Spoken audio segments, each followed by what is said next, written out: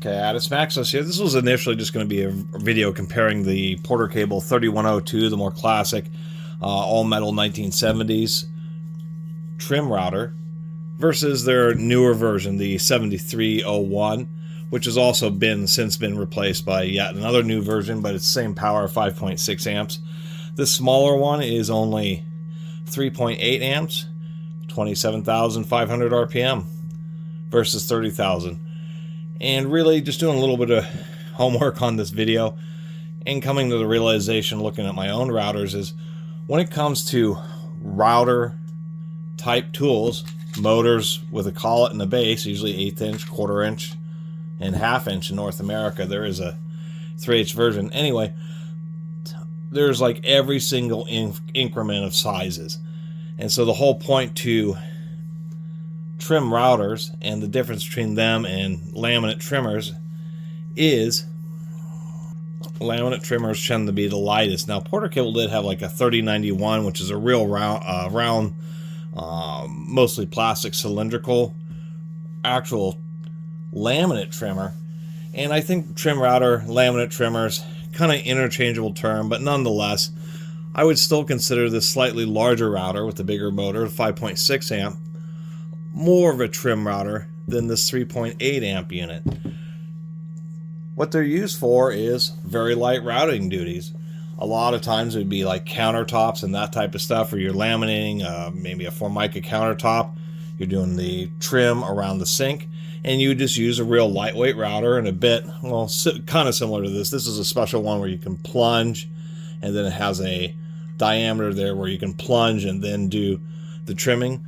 But the lightweight routers are just for trimming very thin materials. And really, I've come to the realization that if you're actually doing that, or trimming, evening up actual thin laminates and stuff, it's not about power, it's just about convenience. And something like a RotoZip, which comes with a 1/4 inch collet like this, would actually end up being probably one of the better tools for simply going around and trimming up nice and easy, especially when you can just remove the handle and go at it with a smaller and more convenient tool, to tell you the truth. These tools, once again, are just a little bit heavier duty. One thing I was noticing actually is that the base plates on both of these are actually the same. They've been using the same base plate forever. And this oddball offset screw hole is only used on the newer one, where they just have 3 screws on the older one. I did review a Rockwell earlier, and what these do is they also have a little guide like this. So the little guide would attach to the bottom of the unit here, or to the side of the unit rather.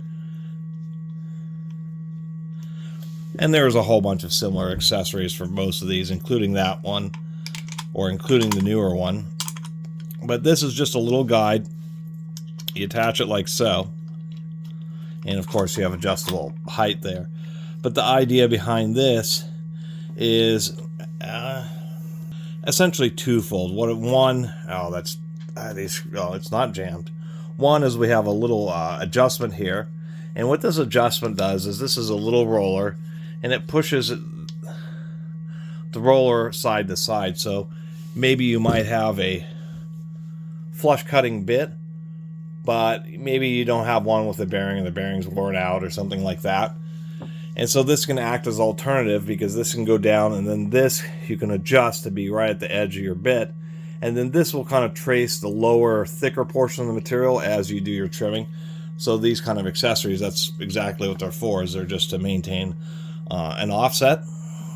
And I've also heard that, when you're running around doing these, you do have to kind of concentrate to make sure that the router's staying vertical and isn't tilting from one side to the other as you're going around.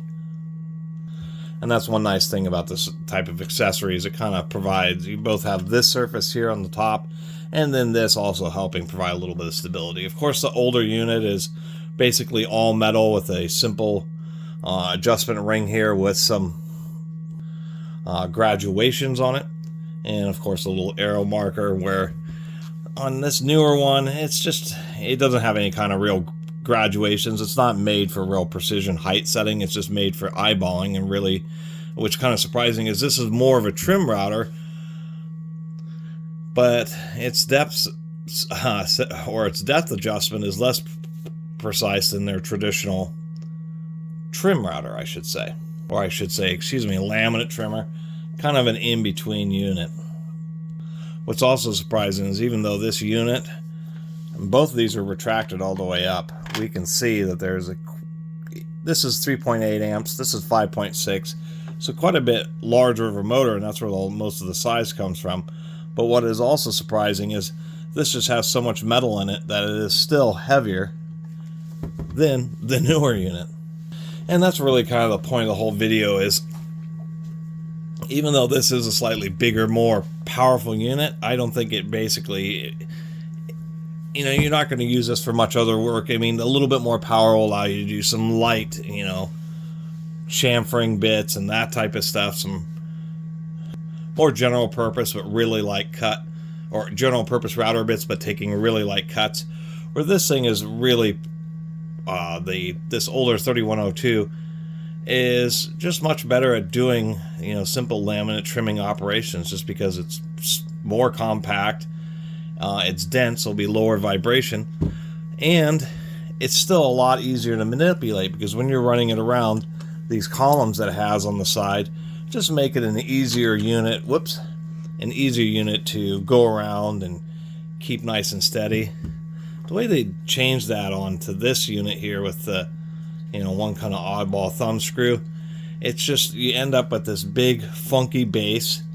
And I've read this online too, or at least a couple of forum posts, not a ton of posts, but people were going around using this as a laminate trimmer, or trimming laminates with it, excuse me. And this newer one has a lock, so it's easier. You only need one wrench and you have this lock button. But they should have put it on the front. They put it on the side, I'm thinking, just because it kind of is more blocked by this, you know, support here for the base. But what can happen in reality is that you're using the router going around, and since you naturally want to hold on to the base, you're not going to be holding on to it like this. You may be holding on to it up higher, but of course the lower that you grasp, the more stable you're going to be, and inevitably either your fingers are going to be wanting to accidentally hit the button that way, or if you're left-handed, this way. And a couple people have commented how they have accidentally hit that button. Another thing I was noticing, we'll give it a little run here.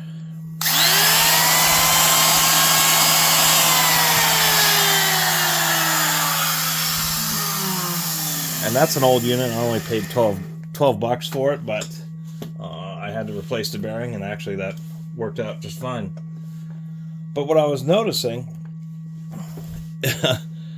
is, this one moves a lot more air, and it seems, even though it has a smaller motor, it just seems to sound a little more powerful.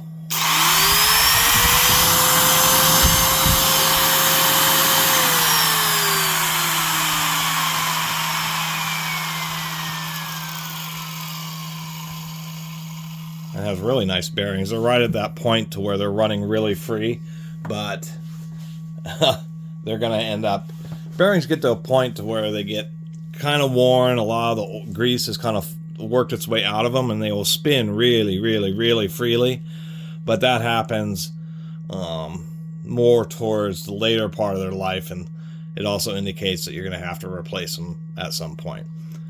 But I can tell you, this thing moves way more air. There's just a lot more airflow. So slower spinning motor, smaller, less power, but it's just moving a lot more air.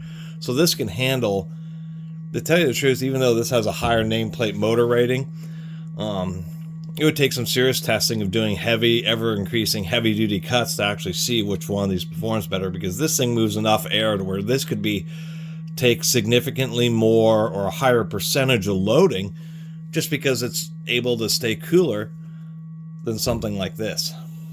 And that's kind of the whole oddball purpose of this video, is just kind of realizing and looking at both these porter cables and saying, you know,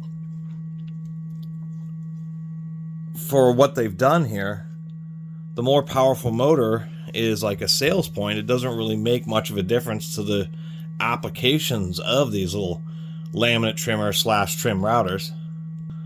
And that this little smaller, seemingly weaker unit probably will ultimately be the much better one to have. Basically, this would be more for nicer jobs, and ones like this, you know, like I picked up for 12 bucks, bearings started getting noisy and they just donated it. Does kind of go to show you, you know, there's considered essentially disposable products. But in comparison, it just seems a little bit weak and a little bit disappointing. It's kind of like one of those things, look, we put a great big motor on it, but it really doesn't make any difference in the real world, or makes little difference in the real world, because of course bigger motors only do make a difference on only in the situations where you're actually overloading a less powerful tool. But then I don't think the motor's actually is well built, is overbuilt, and so there may not be that much of a difference in the surge current, and they basically took away all the other quality features, like being able to have precision adjustments and, you know, having a better grip and an easier way of manipulating it when you're using it, instead of, you know, horrid ergonomics and ill-fated lock buttons. I mean, should have been on the front, because when you're using one of these tools, it's very unlikely you're going to actually bump up against something when you're running and actually doing a router operation. You don't do router operations in extremely tight spaces where you're going to bump into stuff.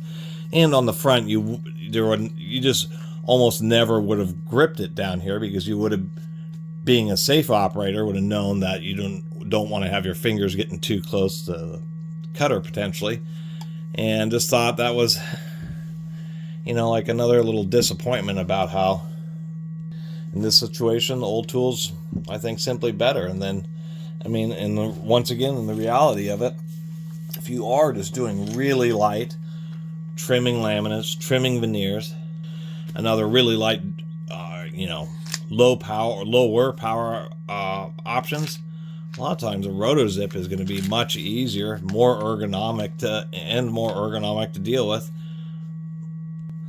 than either one of these bigger tools in quite a few situations.